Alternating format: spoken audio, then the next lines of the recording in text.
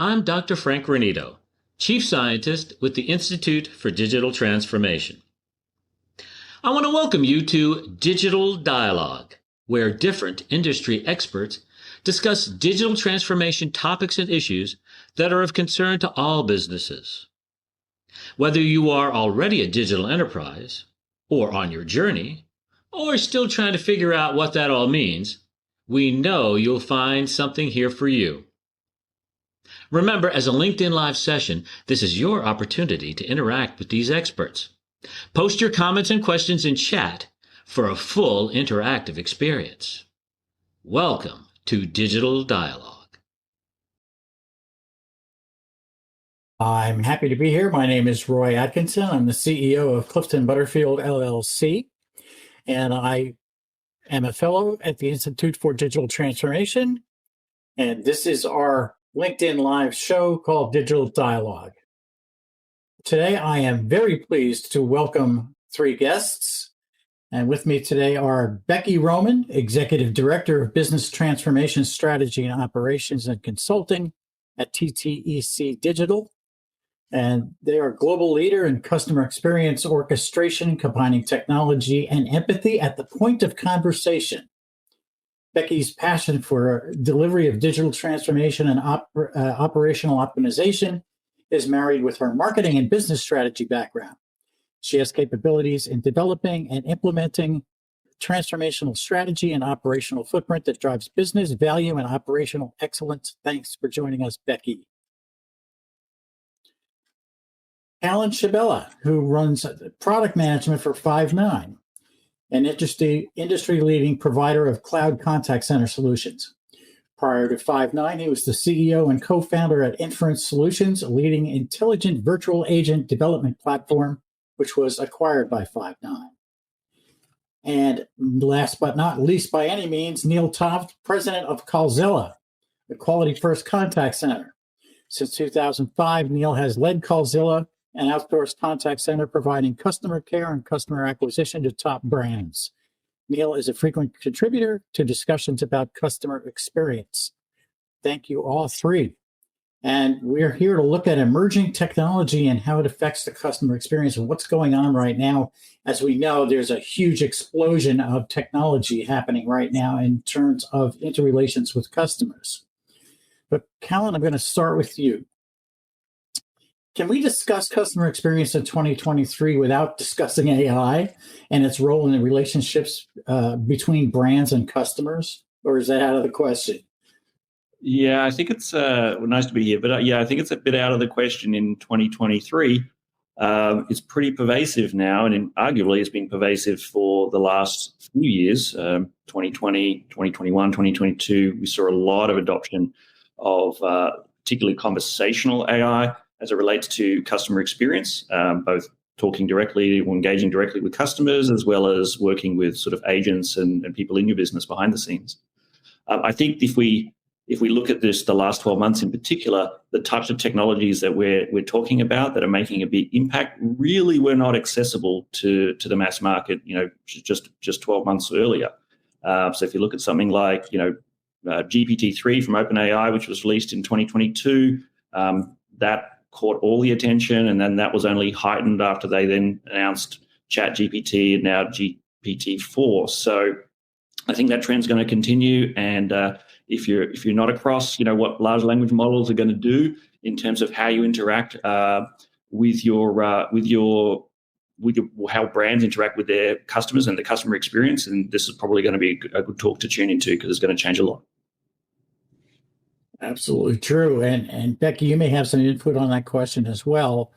How do you see the emerging technologies, and this is our big topic for today, but how do you see these emerging technologies, especially generative AI and so forth, playing into the world of customer experience right now? I think a lot of it has to do with how we support our customers and predictive. Understanding and anticipating needs is really important, using a lot of data to make a lot of micro decisions on how we're going to support our customers, how we're going to predict their behavior and get in front of those in anticipation of resolving a customer need before it needs to escalate to a high cost to serve channel. So when we're leveraging these technologies, we're not only creating a better experience by meeting that customer where they want, which is digital, the digital experience, a digital footprint, but we're also creating an optimized operation behind the scenes that is eliminating interaction points or processes, workflows that are driving up our cost to serve and therefore impacting our ability to run an incredibly healthy business. Thanks, Becky. Neal, you're kind of where the rubber meets the road, right? Your folks are using the technologies that we're talking about to interact with customers, and we can't remove this emerging technology from that equation, can we? No, absolutely not. This is here to stay and has been here for some time. I would love for all of us, not just those on the call, but as an industry at some point, I think the term digital, what experiences are not digital today? Everything is digital. I don't think you can talk about customer experience and context and interaction with customers without talking about digital. That being said, the ability to hire, so we're in the live agent business first and foremost, the ability for us to hire live agents is challenging for all of us, all of our organizations these days. This is why we have to look for solutions that are in the so-called digital realm. How do we reduce the cost of interaction, as Becky reported? But I think there's another component that needs to be talked about, is how do we make those that are on the other end of the interactions with customers, the employees or the brands themselves, how do we improve those experiences? How do we put knowledge at the fingertips of the live agents so that the agent experience is also hopefully as close to seamless as possible and as low cost as possible and as frictionless as possible? So there's great opportunities there to improve that part of the equation as well. Thanks for the segue, Neal. You just set up my next question perfectly. And this one is for Becky. Repeated research shows that employee experience and engagement are so closely related to customer experience. So how do you see modern contact center tools assisting in providing a good customer experience through the agents? I think that's an incredibly ambiguous question. What does modern mean? And then where does contact center start and stop? Right. And so a lot of times, right, we've seen, so I talk a lot about the evolution from call center to contact center to experience center, and how all of these terminologies kind of play into the perception of what that technology is there to do, there to accomplish, and how it supports the business. But I think in terms of really understanding how this ecosystem of technologies needs to come together to not only provide a incredibly seamless front end customer experience, but that employee experience in the background. Again, it all comes down to digital interactions and understanding how that human user is going to interact with it in its best way, in the most efficient and effective way. But then also what we're looking to accomplish.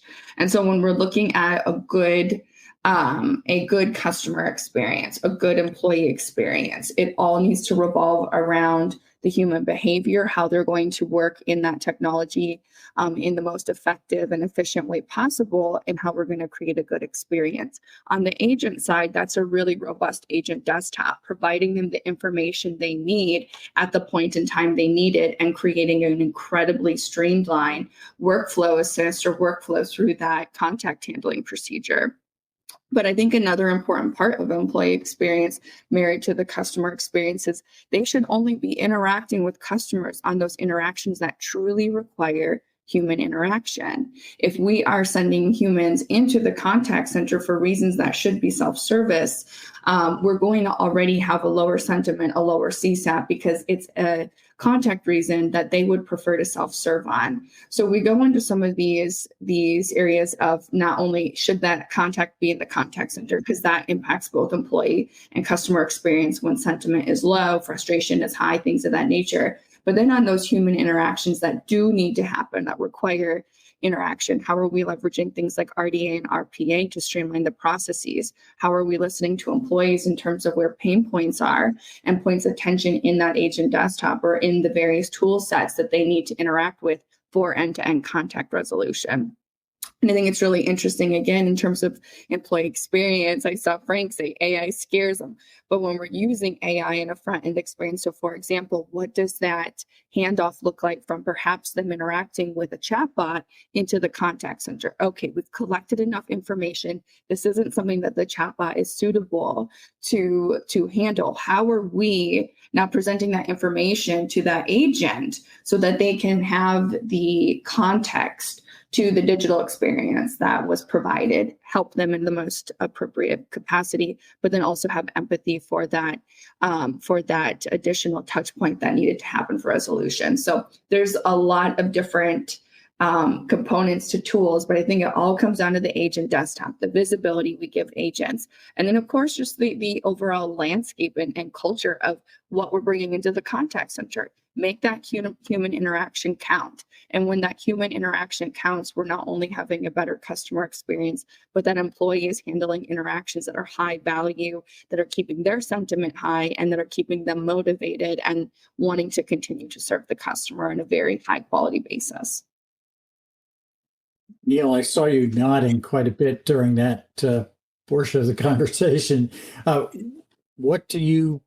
How do you react to what Becky just had to say, and how do you see that playing out currently?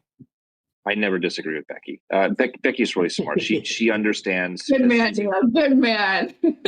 I learned that on the last panel that we did together with Roy. I think it was the first time I met you. Like Becky's in the forefront of this stuff. She's on the front lines interacting with very important brands and trying to provide solutions and marry, like she said, technology with experience, right? There are times when just because we can send a call or chat or interaction to a live agent doesn't mean we should. There are tremendous opportunities still to solve through self-service or through other tools what that interaction is trying to ultimately address. Again, going back to we have to improve agent experience. I give this great example. There's a current example that a current client is going through. They have a slew of different systems that don't talk to each other. For a live agent to manipulate one of these systems and select what is called a reason code or a disposition, meaning what is actually taking place in the interaction, there are over 100 reason codes to select from. If you're a live agent, how in the world could you remember the business rules to select one reason code versus the other? The minutia and the fine points and the million shades of gray are so fine between the different reason codes. It's an error just waiting to happen. And what happens? We generate errors. The point of the story is this: we can now use AI, speech analytics technology, or text analytics to evaluate in real time, what is this interaction? How should it be classified? What is the reason code? Take the reason code, float it through kind of an RPA platform, and automatically disposition the reason code in the platform of the CRM platform. The agent really didn't have to do anything. The agent just had to be empathetic, manipulate a few things here and there on the screen, and all of a sudden, what was used to be a 15-minute call now is a single-digit call. The error code, which could go up into double digits because of all this gray area, now is almost reduced down to zero. And by the way, the chain reaction, the domino effect down the value chain has almost been cleaned up and perfected. The proper processes take place, the fulfillment of certain obligations within the value chain take place. And what is supposed to happen actually happens. You get to resolution a lot quicker, and hopefully, knock on wood, the theory goes that the customer is all of a sudden satisfied at a lot higher pace and rate, as you might have had had you not had these tools in place. And we're creating a data repository that's worthwhile and useful. If you have 100 dispositioning codes, you know they're keystroking out of it. That's human nature. They are there to be efficient. And so then essentially we're creating a lengthy process that either we can't trust or we are purposefully contributing to increased handle time. And I think just in response to Frank's comment that AI scares him, I'll talk you off the ledge a little bit, Frank, in that Becky just talked about the data that's being created, and it's mountains and mountains and mountains and mountains of data that are streaming off places like the contact center, places like the IT service desk, places like HR, just incredible amounts of data. And one of the things that AI can do for us is to help us understand what that data is all about. Otherwise, it's dark data. It's just sitting there. Nobody's analyzing it. Nobody's looking at it, because who has the time to listen to 1,000 voice recordings from a contact center? Nobody. But if you can analyze that data and bring sense to it and hand that back to the organization and say, here's what people are saying, here's how they feel about our product that we just introduced, it makes a world of difference. So AI can really, really work with us. And some of this discussion, Callan, I think probably impacts on you as well from the standpoint of how you're developing and designing the tools that are going to be coming down the pipeline in the near future, and how you're looking at it from an agent experience and customer experience standpoint. Can you talk a little bit about that? Yeah, absolutely. So obviously Five9 is in the contact center software business. We build those agent desktops. We build essentially the employee experience in terms of what we put in front of them on a screen. And sort of to speak to sort of Frank's concern, one of the nice things about being in control of that desktop is if you're going to apply artificial intelligence, such as the automatic disposition that we heard just a bit earlier, the best place to do that potentially is on that agent desktop, because you have that human agent in the loop ready to essentially interpret what's being said and potentially change it. And if they do change it, you get to know why they changed it and learn. The model can learn from that. But I think that sort of agent assist type technologies is probably the most common place where people are starting, particularly with large language model technology, whether it's for automatic disposition, reason for call, whether it's for post-call summarization. It's quite common in a contact center for you to spend as an agent several minutes of your time in post-call work, kind of writing up the notes for a call and submitting it to a CRM. You can now use LLM technology to basically do all of that for you. And because you have an agent there looking at that summary as it's being generated, you can make changes to it. So if there's some modification that you need or something was not entirely right, you can actually correct that before you put that into the CRM. But that's just a couple of areas where we're seeing agent assist technology being applied. You can also do things that were really, I guess, in the realm of true speech analytics only a year or so ago. So real-time sentiment analysis tracking, keyword spotting tracking, and being able to do all of this sort of stuff without the type of investment that was typically required to make these things possible. I would add, though, that one of the things that the industry is probably going to have to discuss and come up with strategies for is as the ability to automate more and more interactions becomes a reality, and we're seeing that right now.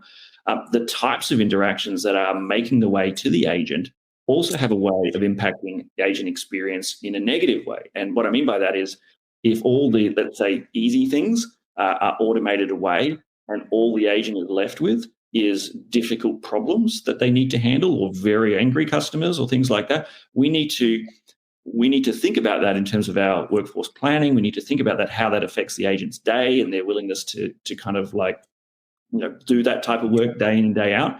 And that's an interesting area of research that we're looking at Five9 as well. We had a question about the construction sector. Any ideas for the construction sector? Yeah. And Becky, you have something to say directly on that? Yeah, I think verticalization sectors like construction, what really matters is, especially in construction, typically what we see are more B2B interactions. So understanding what B2C experience looks like versus B2B, and the same with digital transformation. There are going to be some underlying core and common principles between B2B and B2C digital transformation or digital experience, but there's going to be some differentiated approaches, and especially in construction and B2B, understanding a couple of critical things: who you're interacting with, what those primary contact reasons and workflows look like, and how we're going to meet somebody perhaps that is out on a construction site that is looking for that support in that moment, how we are going to create a very robust digital experience. So the construction sector, where I tend to focus on typically understanding is, are we supporting a whole business? individuals, where are those individuals seeking help from, and really creating a robust experience based off of when they are reaching out for help and what that help context is. But I think, like I said, it's really understanding B2B support versus B2C support, and creating, like any other vertical, an opportunity for digital self-service, and then leveraging human interactions where appropriate. Thank you. And my most recent contribution to the Journal of the Institute for Digital Transformation talks a little bit about a case study for a construction company, and some of the ways that digital tools can assist a company like that to make more sense of what's going on internally, and therefore provide better outcomes for its customers.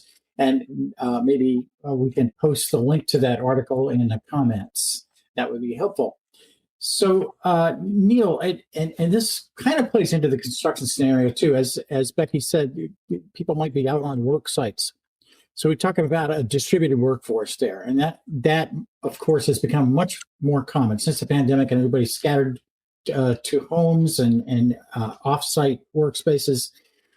So in this hybrid work world, where work from home and work from anywhere are common, what roles do digital tools play in serving customers rapidly and accurately? Obviously, there's a lot of reasons why digital tools are instrumental to that. Can you talk a little bit more about it? Yeah, sure. Geography really matters very little right now. As long as you're able to be connected and you figure out with your IT people how to tunnel in, how to plug in, how to connect through a VPN, through whatever usage, it's desktop, it's web, whatever it is, the IT people figure that out. In our case, we have team members working at homes in South Africa. We have team members working in small towns in Colombia. It doesn't matter. They connect in, and by virtue of being tapped into our network, they become part of an environment that is, in our case, PCI compliant, SOC 2 Type 2 compliant, et cetera, all the way down the list of certifications. That part doesn't matter anymore. They're able to use the same instance of Five9 that our clients use for their in-house team in a city in the US, and that extends to the team that could be in South Africa. In fact, I have great examples of people that are our agents that are using client instances of Five9 that are sitting in a small town in South Africa. Doesn't matter anymore. They're connected, and they have the same ability to answer a call, answer a chat, toggle back and forth between the two, answer an email, update a case, update a ticket, all within that protected environment that we create. So the simple answer is the geographic barriers really don't exist anymore, as long as you have some talented IT people to create the safety and security that are required to check these boxes. Thank you. Okay, here's a great question. I'm struggling with local governments embracing and understanding AI. We use Five9, but only to log our calls. So you're not taking advantage and leveraging some of the power of that particular product. And we're a little product agnostic here, but it seems Five9 has come up a couple of times. So that's great. So maybe you can talk a little bit about that, Callan, from your perspective. How does that work?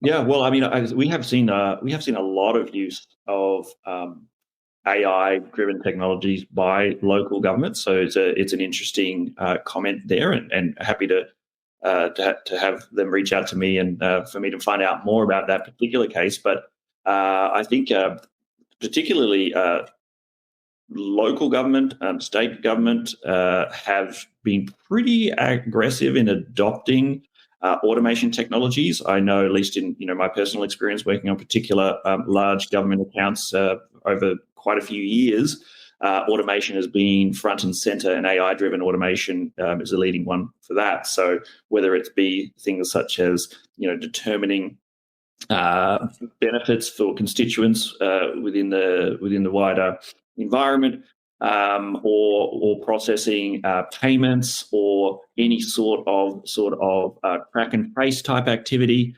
All of these are routinely operated by government agencies using platforms like Five9 and the IVA platform, or the digital virtual agent platform if you want to do it over chat and other things. There was also another question there I saw too about aging population perhaps not wanting to engage with an automated system and much more receptive to actually talking to a person. And I think when we're talking about automation, we're not just about talking about, let's say, automating every call in the same way. One of the nice things about the fact that these systems are built into or integrated into the CRM system or the system of record is that if somebody rings into your organization, let's say they're an older person, and we know that, then we can actually handle them differently. We can route them differently based on preferences and based on where they've had success engaging with my government agency previously or my company previously. So we can actually use that other information, that sort of metadata about who that person is and treat them differently. We see this a lot in financial services, for example, which can actually look at the status of your account. If you're in arrears, they route you differently. If you have a particular balance, they route you differently, all without you actually doing anything at all. So this is another area of sort of behind the scenes automation, if you like. Callan, you said something that I think is really important to highlight, which is automate which contact reasons make sense. And a lot of times, and automation is a part of AI. And I see a lot of comments and questions about not trusting AI, not trusting bots, low adoption of bots, things of that nature.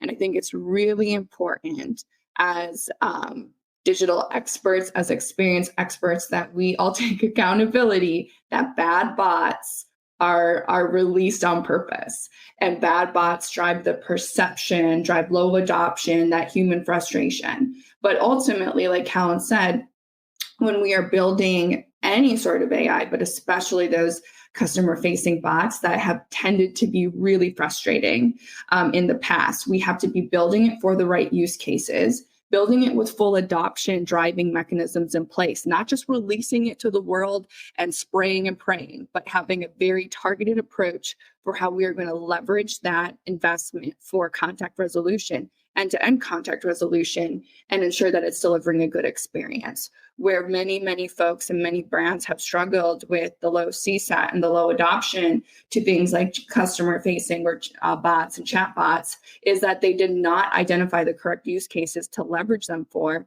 and they did not design those chatbots to conduct end-to-end contact handling and contact all the way through contact resolution.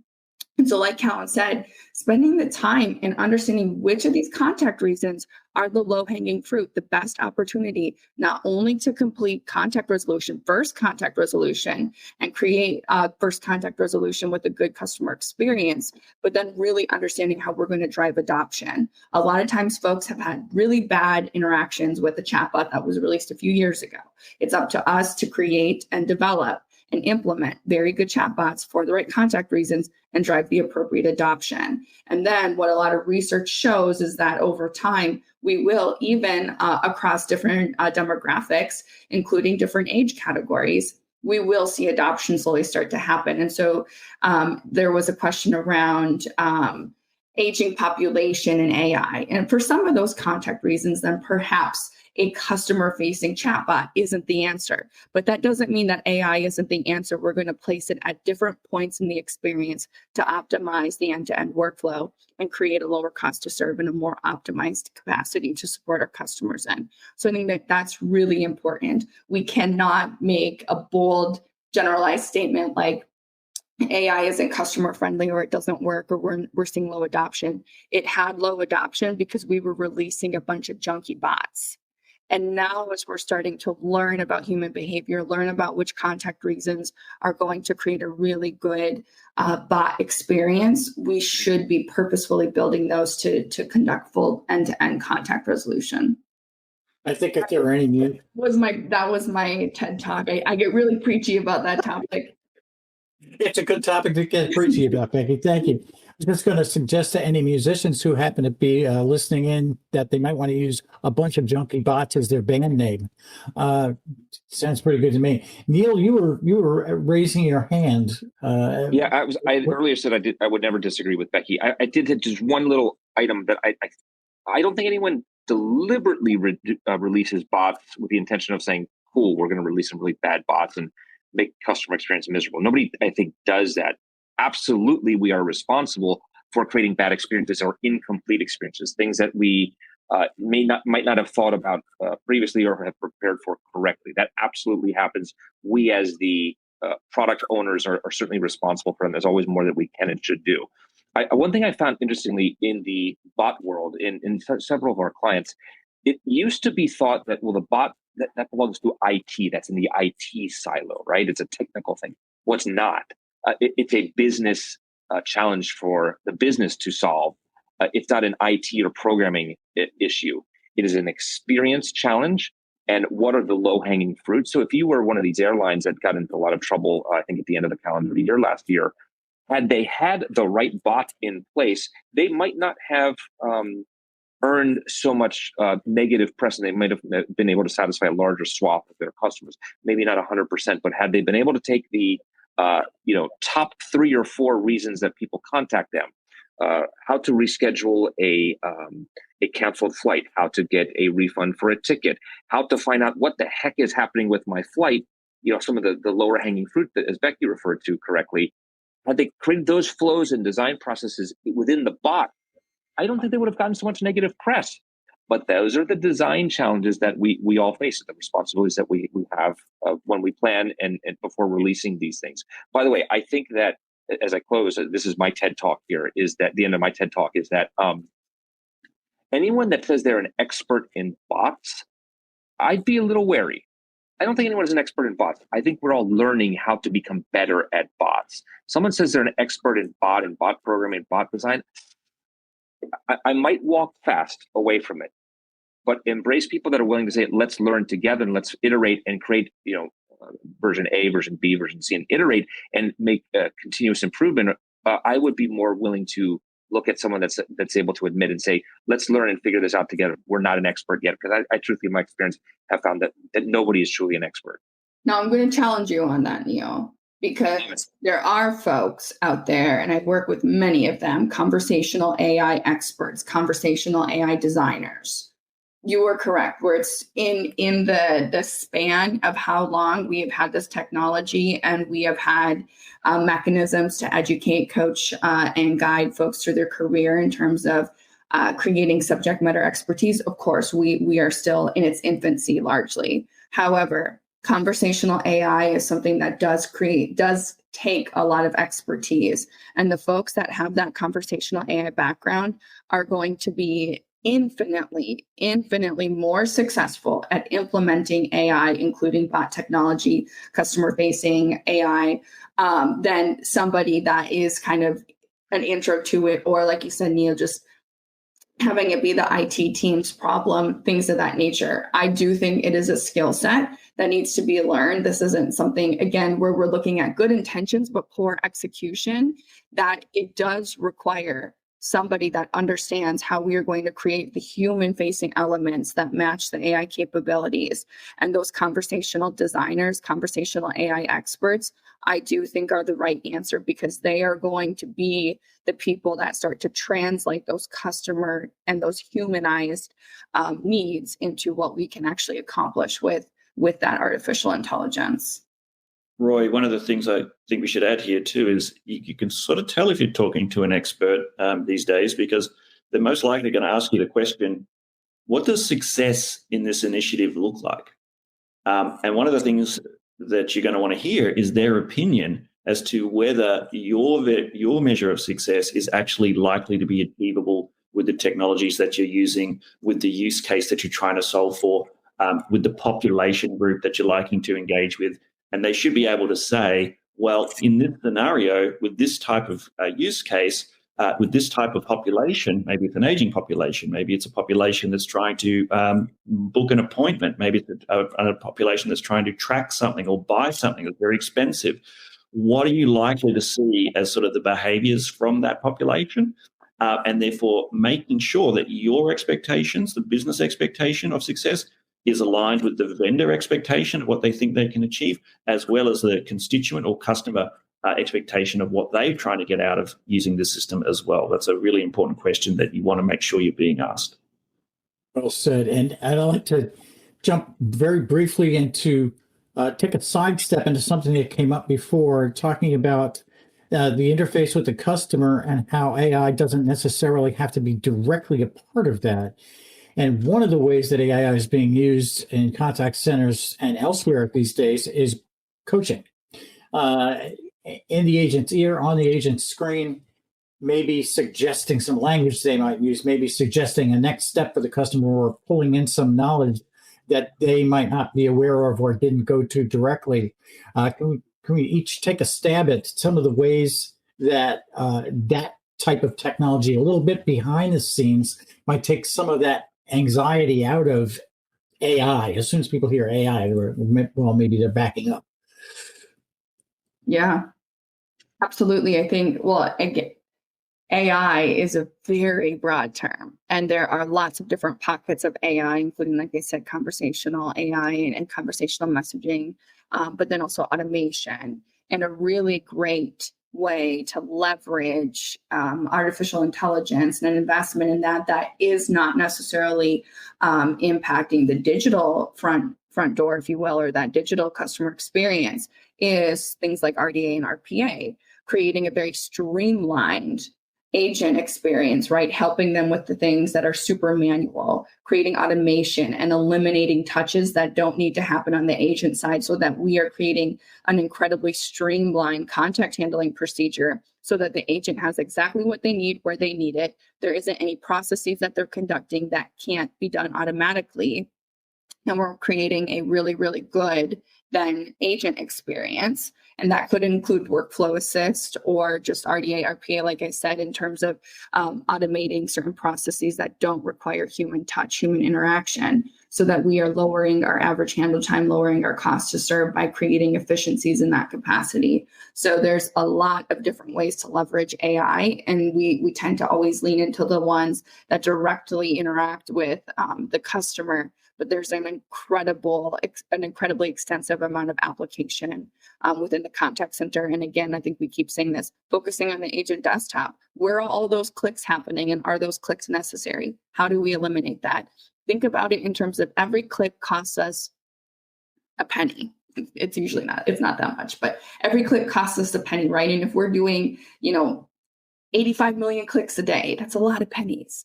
How are we going to start to eliminate some of these pennies? How are we going to let the computers take care of some of these things? And that is really where we're focusing on, is creating a very streamlined agent interaction so that they're not clicking and navigating all of these complex things that can be simplified and in front of them in a very easy capacity.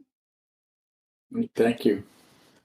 I would add to that is to say that using AI, I think I mentioned it earlier, but using AI on the agent desktop is perhaps the least risky approach for people that are concerned about what it might do. And the reason being is you have that trained agent sitting there looking at that screen, being able to make a decision based on what's being presented to them. If it's popping up information to help them, expedite a particular interaction, maybe the payments, or maybe it's sort of tracking or tracing or something like that, then they're going to have a really good sense of whether this AI is actually helping them or hindering them. And if it gets something wrong, where it's likely to be going wrong, and be able to give you that feedback. So starting with that agent desktop is a really good way for a lot of companies. Thank you. I just noticed a comment from Sean, and he starts off by saying tech applied smartly. I like that. I think I'm going to adopt that as a tagline for my next company. Tech applied smartly would be a great little marketing tagline, I think. But that's absolutely what it has to be, scaled and implemented properly. It's always people, process, and technology in that order, right? It's the personal interactions have a lot to do with how things go in general, and especially in terms of one of the things we're talking about today, which is customer experience. Ultimately, that experience is human, and we have to be mindful of that no matter what else we do. I did want to touch on, if we have a couple of minutes left here, one of the things that we would consider from a business perspective is just how do we quantify the ROI? And I know there's a lot of discussion in the customer experience field right now. Is how do we communicate the return on investment to the business from concentrating on improving customer experience? And Neal or Becky, you probably have some thoughts on that subject. I can take a stab at it. Yeah. Becky, go ahead. But it's hard to simplify an ROI because ROI will look different for every organization. Most organizations don't have a good, robust understanding of their overall cost to serve, cost per interaction. And that is where things get really ambiguous. Nail down that cost to serve, cost per contact, cost per interaction. And you're going to see by applying the right technology investments in these interactions, condensing our cost to serve will start to fall off the page. Most organizations, when they start to see how much it's costing their organization to continue to interact with their customers in a very inefficient capacity, it becomes it becomes a business objective to start to extract these efficiencies and create a more streamlined customer experience, not only for that front end CSAT and customer experience, but again, to ensure that we're running incredibly efficient and effective operations on the backside. And that really comes down to understanding our cost to serve, articulating that to business stakeholders, and then understanding what we're containing, what we're deflecting in lower cost to serve channels, leveraging AI or just lower cost to serve channels that aren't AI driven. But that's where we start to paint the picture of ROI. Purposeful use cases targeting high cost to serve interactions. Thank you. Neal? Yeah, I would. I agree exactly. You have to understand cost to serve, right? I think there's a key, very simple word in there, which is serve. If you're not even able to serve your customers because you can't staff for it, you got a world of problems on your hands, that many of which can be addressed by proper implementation and design of some of these AI tools. If you don't have the people to answer the calls, chats, emails, etc., wow, that's a really ugly storm to have to weather, and you're not going to be able to weather it. If you can't hire the people, you got to put the tools in place. And once you find into a comparison, what's going to cost me, all in $35 an hour, I'm just throwing out a potential point of reference, to have a live person do this work versus potentially pennies on the dollar for the technology to do the same work with the approximate level of quality, maybe better, but fewer call outs, fewer absenteeism, less turnover, and fewer errors. The CFO who's calculating the ROI, regardless of the formula being utilized, is going to be the happiest one in the room. Plus, businesses love predictability, and it's very predictable. Correct. Excellent. Who am in the live agent business, there's nothing more unpredictable than guessing during the pandemic or post-pandemic, is the person going to come into work today? Are they going to quit? Are they going to show up with a medical note, a doctor's note that says they can only work from 9 to 11, 2 hours of the 7-hour shift? What do you do with it? That's unpredictable, and there's nothing worse in the customer and the context and the environment than unpredictability, as Becky said.